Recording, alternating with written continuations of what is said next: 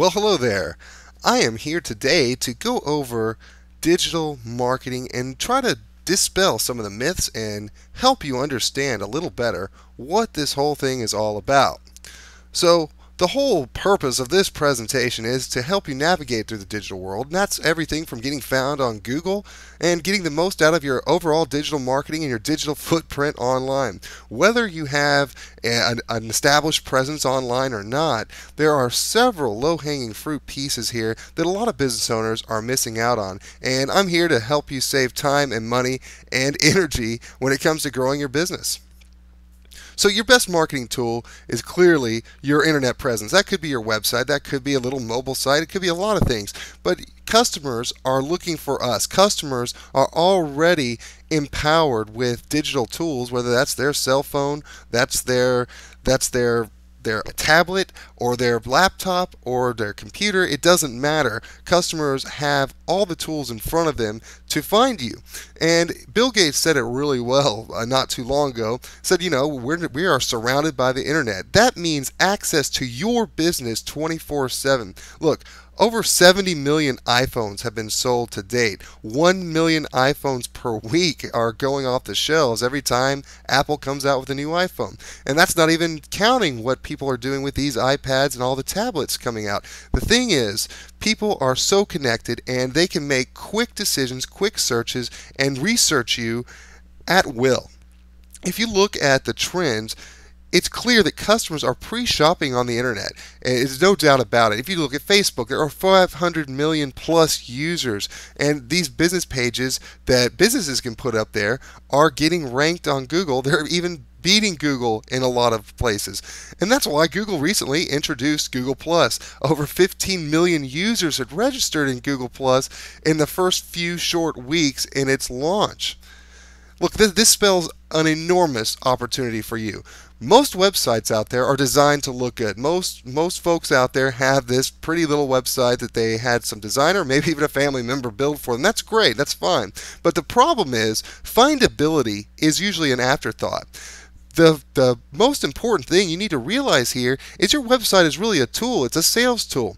And if it's just made to look pretty and it's not being presented in front of your customers when they're looking for you, that's not doing you any service. But the good news is that you are in a unique opportunity to outshine your competitors. And one of these tools that we like to talk about is SEO. That stands for Search Engine Optimization. Now, this is just one tool out of many tools in your digital marketing arsenal that you can be using. So let's talk about SEO. It's really simple. You already know what it is, whether or not you realize that.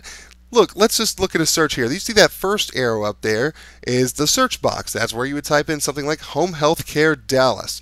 Okay? And that second arrow there on the left-hand side, that would show a result, and as what we would call an AdWords result or a paid result. Now, the third arrow on the right-hand side pointing to that other area, those are what we call organic results, natural results. So that third arrow there on the right-hand side pointing to that result, that's what we're talking about when we're talking about SEO or search engine optimization. We're talking about showing up on Google or any search engine in the natural results. The fact is, the natural results have a 4 times higher likelihood of getting a click than the paid ads on the top or the right hand side. That's why I guess we are all trained very well to ignore ads these days. We are barraged by them and bombarded by them. So let's talk about search engine usage. As you can see very clearly, the 500-pound gorilla in the market is Google, with well over half of the presence, half of the usage on Google, and it has even more than the other three combined. It's very significant. So as you can see, we talk a lot about Google when we're talking about search engines and getting found. That's not to say the others are irrelevant. It's just to say that as of now, Google is the king of the market. Okay, so one of the things that's really important in talking about search engine optimization and being findable is keywords. It's all about having a sound keyword strategy. And it's really putting yourself in the consumer's shoes just long enough to realize what it is they may be searching to find you. And that could be as simple as just understanding the solutions that they are trying to find. The easiest way to think of keywords is this. All right, let's say you are a plumber. Okay, let's say we're talking about a plumbing business here. They may or may not search plumbers in your city. Let's say you're a plumber in San Diego. They may or may not search plumber San Diego or plumbing San Diego. That probably would be a valid search term. But you also want to consider they might be searching pipe burst San Diego or my pipe just burst. I mean, there are a lot of different variations they might search to find you, or they may have a clogged drain San Diego, or something like that. Fix my clogged drain. So you need to put yourself in their shoes and understand that when somebody comes online to search something like your business that would bring up your business, odds are they have some sort of problem or pain they are trying to relieve, some type of problem they're looking for a solution for. If you understand what problems or issues your customers or clients may have when they're looking for you, you are ahead of the pack by being present where they are searching. So I want to kind of discuss now how these keywords are implemented into your website. Basically, we want to just understand that the first words are the most important in Google's eyes. So that's where what Google sees first in your site is what's considered most important. And that's how you need to place the keywords. And I'm not going to get over geeky on you here, but I'm going to explain to you what title meta tag is, because that is the first thing Google sees.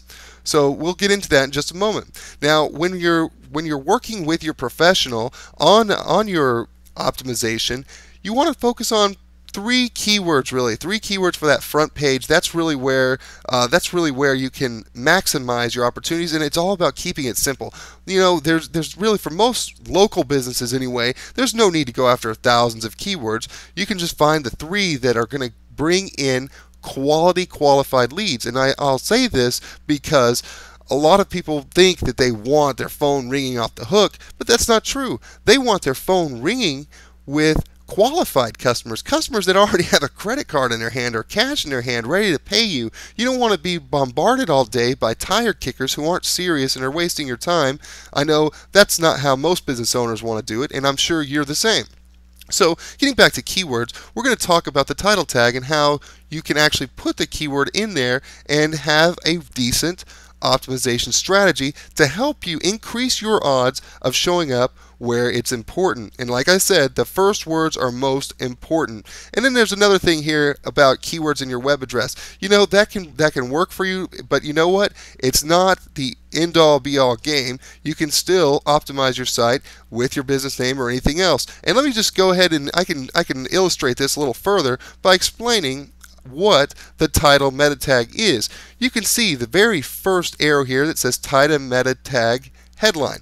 Look, that under there where it says Jack's Surfboards, Skate and Surf Shop with Nike 6.0, etc., etc., that is the title meta tag. That is the first thing Google sees when it grabs your site and puts it in its big, huge file cabinet in the sky, like I like to call it. And then the second thing underneath that is the description meta tag. And I like to kind of call these, the title tag is your headline and the description meta tag is your call to action. So there's two things going on here. One, you want to be findable where it counts, where your customers are looking for, where your qualified leads can funnel through, and that's where you have that keyword in there, but it's also a headline, an attention-grabbing headline, because the second thing going on here is not just being findable by Google. You are competing with the AdWords, you're competing with maps sometimes, you're competing with videos showing up on the page, you're competing with a lot of things. So it's not just about Google finding you, it's about having a pick me attitude. You're trying to get them to pick your link out of the others on the page. So that's important. And then the second part is another good place in the description meta tag. That's that black text you see there where it says Jack's Surfboard, Surf, Skate, and Snow Shop, free shipping on surf clothes. What is the attention-grabbing call to action there? You're very smart if you said free shipping. that is a reason somebody might click on that. It's attention grabbing, and it will help you. Now, I'll say right now, it's always good to have keywords in there, but it needs to be natural and be something that would make somebody want to click that link and come to your site and ultimately pay you money for something. Okay, so let's dissect it just a little further, just so I can show you a blown up view of it. So you can see once again that very top line there, that's the title, and like we said, the first keywords are what you want to focus on. The first words are where you want your big keywords. So, I think that they may have missed an opportunity here, and this is my opinion on jacksurfboards.com. They may have missed an opportunity to really maximize their keyword optimization strategy because, unless they're a well-known brand, odds are people are not as likely to search Jack's Surfboards, and that's ultimately what this site is optimized for. And I guarantee most business owners are optimized the same way. What we've called in traditional advertising the vanity ads, where your business name came first and it was just all about your business and your brand. Well, the truth is nobody's really searching Jack's Surfboards, or as far as I know, maybe a few. What I am willing to bet is most people are typing surfboards in the city, and that's it. So surfboards, Huntington Beach, California, for example, in this case. So my guess is that would be the better strategy, would be in this title tag to have it say surfboards, Huntington Beach, and then maybe in the end you could say Jack Surfboards, or in the descriptor you can say Jack Surfboards. So that's just something to keep in mind of the importance of this strategy. Okay, so pop quiz. What is the second biggest search engine in the world? I know you showed you that chart, and we know that Google's the biggest, but what is the second biggest? Try to think back to the slide, and trick question, the second biggest search engine in the world is YouTube. Now, YouTube is owned by Google, so I guess that makes Google the super duper mega ninja style search engine out there. But as you know, it's owned by Google, and overall it's ranked the #3 website in the world. And obviously it is a search engine unto itself. And the thing is about YouTube is it's becoming a go-to search engine, clearly being the #2 in the world. A lot of people search YouTube for answers to their questions. If I wanted to try to change the oil in my car, I can go to YouTube and search how to change oil in my car, or DIY oil change, and I guarantee you I'll find many videos that will help me. And I can also promise you that if I find resources and things I'm trying to solve that I find useful, when I'm ready to go the next step, I know businesses that I can contact as a consumer that I trust. And the thing is, a lot of business owners get really caught up in, oh, videos are hard, it's going to cost a lot of money to produce. That's not true. Some of the most popular videos out there on YouTube and the most watched videos on YouTube are all about useful content, and they are of very low quality. Viewers expect a real world experience, so having gritty video is perfectly okay. It's all about the quality of the content. Obviously, if you can do better quality and you can do better production, you have the resources to do that, that's great. That helps your brand better. But you know what? The delivery of the content is more important. So I'm going to show you an example here that we are very familiar with, that we have consulted with, and this is Austin Center Executive Suites. One of our partners did this site and optimization strategy, and they're allowing us to share this with you today. So Austin Center Executive Suites is an executive suite in Austin, Texas. They do business rentals for entrepreneurs. It's a great company, and what happened here was a simple video was produced on behalf of this company, and it was put up, and then within a week or so it showed up in the first spot on the #2 search engine in the world on YouTube for the search Office Space Austin, a very competitive keyword in this space. Just by having this video here, this company is placed on top for anybody that's looking for office space. And the other beautiful thing is, if you look in an organic natural search, now they're actually showing up in the top of page 1 organically just on their own from the good work done on there, but just for the video right here, out of over, as you can see at the top, for Office Space Austin, out of over 5 million results, because of that video, they're showing up here virtually in the top 15, top 20 out of over 5 million results online. And that's all just from putting together a simple video that wasn't complicated to produce. So that's something to think about. So let's talk about United States online ad spending between 2009 and 2014. Now these results are the same throughout the world. We're just showing the U.S. right now, but you can look through other nations, and the trends look identical. You can see from 2009 till 2011, you can see that we're seeing double-digit growth, and it's not slowing down anytime soon. Looking towards the future, the fact is, more and more businesses are realizing the power of having this direct touch with their customers, and understanding their customers are more empowered today than ever. So it's very clear in my mind, and clearly in the mind of most businesses out there, that this is where the world is today. So let's talk about what a big deal the internet is, and I'm sure you probably don't need to hear all this, but we're going to go over it anyway. Look, over 228 million people in the U.S. are connected to the internet, and this is referring to people, by the way, who are connected with a high-speed connection. And so that's 74% of the U.S. population have access to a high-speed internet connection. That could be mobile, that could be in their home, that could be at work. But one way or another, people are hooked in.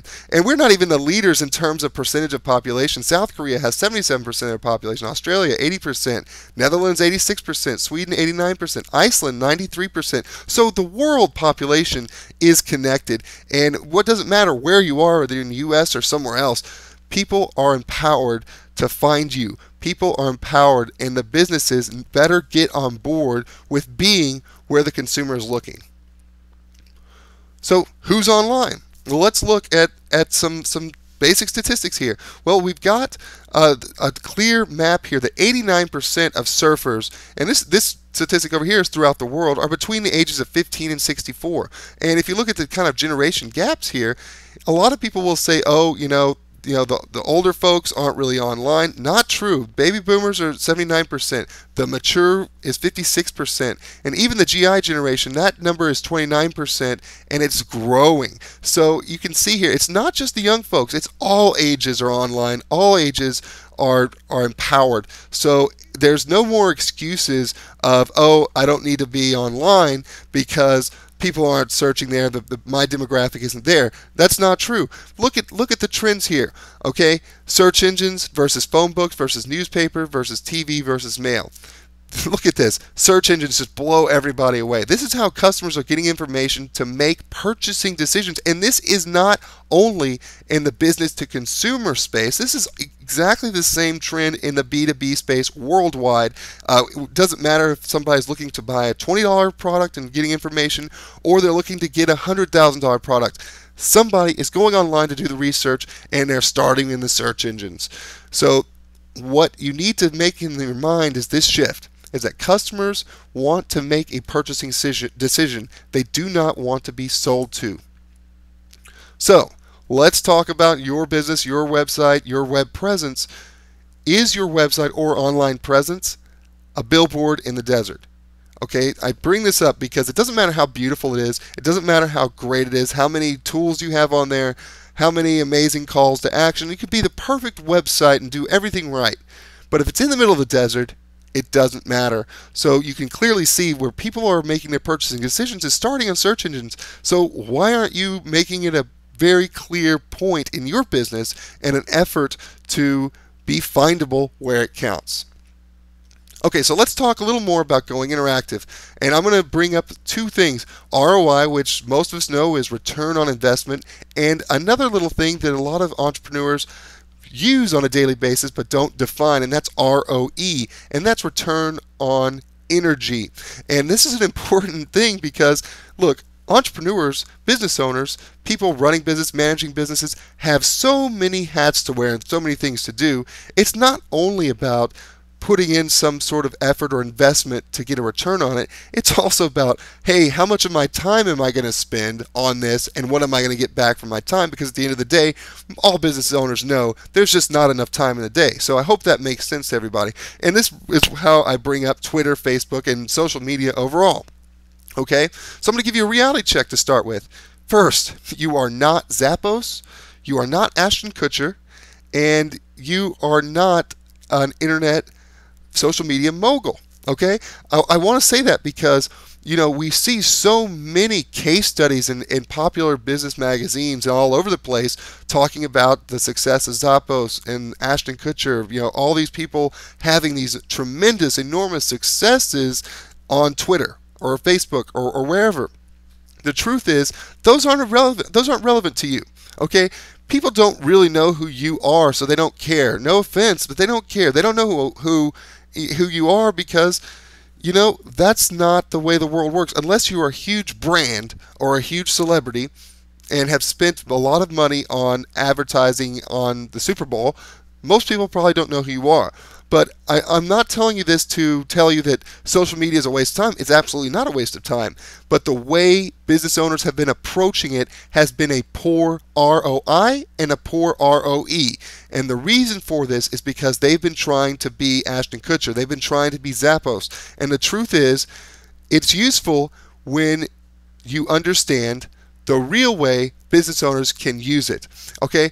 I want to tell you to start making a shift and stop being so frustrated with social media, because I know business owners are very frustrated with social media. It just seems like a waste of time, and because the way you're doing it is probably a waste of your time.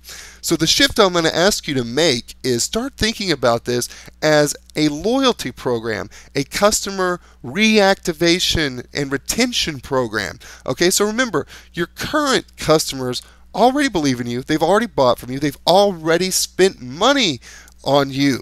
Okay, they're already true believers. If you did them right, you paid for your service, you delivered, they believe in you. So why not just look at this as a way to stay in touch with those customers? And the reason so many people are frustrated, so many business owners are frustrated with social media, is because they've been using it as a prospecting tool. And that's why it's a poor return on your energy and a poor return on your investment, because you're not going to land new customers coldly out of the air with social media. So I'm going to show you an actual case study that one of our partners worked on. And that is this outdoor construction company, also in Austin, Texas. Now, they have a really good web presence, and they have a simple Facebook page. They're not even on Twitter. Okay, some businesses don't need to use Twitter. Some businesses don't need to use Facebook, and vice versa. It's all up to you. And I'm sure if you're working with a really good digital agency or digital expert, they'll help you understand that and define these goals. But let's get back to the case study here. In this outdoor construction business, they build pergolas, patio covers. They do all kinds of stuff for pools and all kinds of really cool outdoor stuff, outdoor kitchens, everything. And the thing about this company is the unique proposition they offer is something of luxury, something that homeowners that are getting some sort of really beautiful outdoor kitchen or fire pit built in their backyard, hey, they want to brag about that. So this is how this company went about their social media strategy and loyalty and activation program. Very simple. They do a project, they post it up on their Facebook page, they get the customer involved in it, they say, hey, we're going to take some pictures, we're going to put it on Facebook, they get the customer that they did the job for to be a fan of their Facebook page, and it's that easy. Guess what happens? After they take these pictures, show off the great work they've done, the beautiful new patio cover, the beautiful new outdoor kitchen, their customer turns around and shares that link on their Facebook wall where all their friends can see it. So you can see we're getting into some psychology here. Not only are their customers happy that, hey, they did a great job and I can see it here, I'm proud of it. It's a keeping up with the Joneses psychology and mentality. This company is keeping its existing customers happy, and it is driving referrals. So it's not cold calling. It's not just expecting cold leads to come in. It's getting referrals. It's creating a loyalty program that helps propel referral getting, so to speak. So you can notice they're not prospecting. They're merely helping their clients brag. And that's the kind of thing you need to start thinking about and getting a return on your energy. Okay? So the bottom line here is very simple. Digital marketing as a whole is all about delivering value. Social media venues are merely communications platforms. They're there to share value with your current loyal customers. They're not there for you to expect a whole barrage of new customers who've never heard of you just to find you through social media. If you can set your expectations to, hey, this is an opportunity for me to keep customers and generate loyalty and referrals, then you are on the right track. That's the right mindset for the social media aspect. Look, in the first part of this presentation, we talked about search engine optimization, and that's the part of, hey, try driving in new business. And then the second part of this is social media, which is a separate part, which is about keeping business and generating referrals. So that's the value you can add. And there are even more opportunities for building loyalty, because it's not just about acquiring customers and clients, it's about keeping them coming back for more and bringing their friends along, just like we discussed. So let's talk about just some basic things. More opportunities for loyalty. In addition to social media that we just discussed, mobile marketing, it is huge. When this is done right, the ROI and the ROE are immediately measured and constantly improved. This doesn't have to be some complicated text messaging thing. It can be. If you're in a business where you want customers to keep coming back, text message marketing is incredible. The numbers will blow you away. Text messages that get read in a matter of minutes versus email that gets read in a matter of days. So that's instant. It could also be doing QR codes, a whole lot of things. The fact is, there are so many opportunities to keep customers coming back for more. And that's where your low-hanging fruit lies. So there's so much to do here, and I want to make it really clear that you have an opportunity in finding the right expert, and we make that really easy for you in finding the right expert, because when you know where to look, it's easy. All right, and I want to tell you right now that we want to show you the way. Okay, our marketing packages make it so easy for you to grow your business, build loyalty, and drive revenue. Bottom line, we can help, so don't delay. This stuff is going to take your business to another level, and I would like you to contact us now to get started. Thank you so much.